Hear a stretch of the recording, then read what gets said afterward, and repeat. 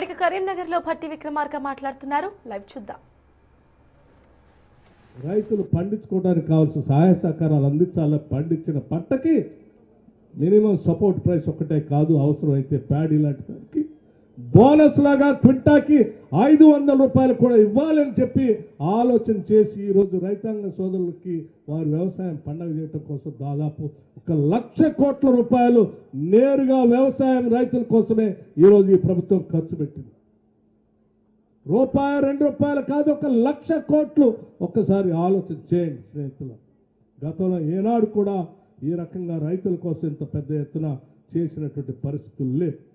అదేవిధంగా సంక్షేమ కార్యక్రమాలు ఈరోజు వ్యవసాయంతో పాటు తీసుకున్నటువంటి చేయూత కార్యక్రమం కానీ లేకపోతే ఇతర కార్యక్రమాలు కానీ పెద్ద ఎత్తున నిధులు వెచ్చిస్తూ వాళ్ళ కోసం కూడా ఈరోజు ఎక్కడ వెనక్కి తగ్గకుండా ఈ ప్రభుత్వం నిధులు వెచ్చిస్తూనే ఉంది.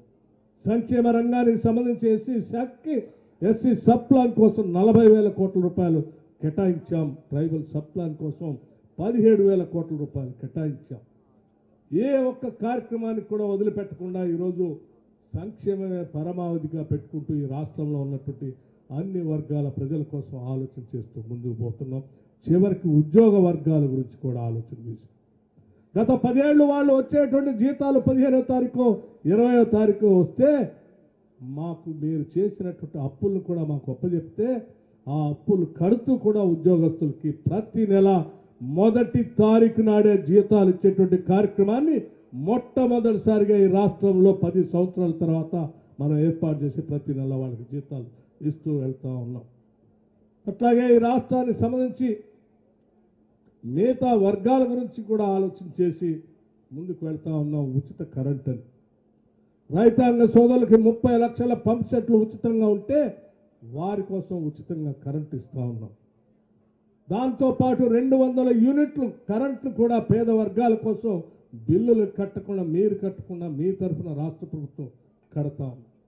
ఉదాహరణకి మన ధర్మపురి నియోజకవర్గం ఒక్కటే చూసుకుంటే ఇక్కడ గృహ వినియోగదారులు 68,547 మంది గృహ వినియోగదారులు ఉంటే దానికి సంబంధించి గృహజ్యోతి లబ్ధిదారులు గృహ వినియోగదారులు ఇందులో 68లో కేవలం గృహ వినియోగదారులు 47,814 మంది ఉన్నారు.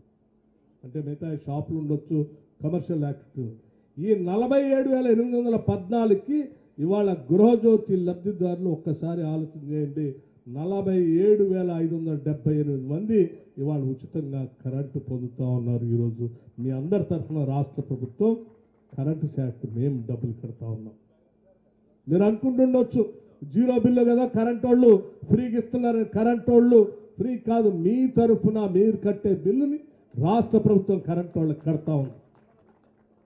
అట్లాగే వ్యవసాయ విద్యుత్దారులు కూడా ధర్మపురి నియోజకవర్గంలోని కేవలం వినియోగదారుల సంఖ్య 31,556 మంది ఉంటే ఇవాళ సబ్సిడీ 146 కోట్ల రూపాయలు చెల్లించాం. మీకు కేవలం ధర్మపురి శాసనసభ నియోజకవర్గంలో విద్యా సంస్థలు ధర్మపురి శాసనసభ నియోజకవర్గంలో 217 ఉంటే 1,22 కోట్ల రూపాయలు దాన్ని కూడా ఉచితంగా ఈ రాష్ట్ర ప్రభుత్వం నిధులు చెల్లిస్తా ఉంది.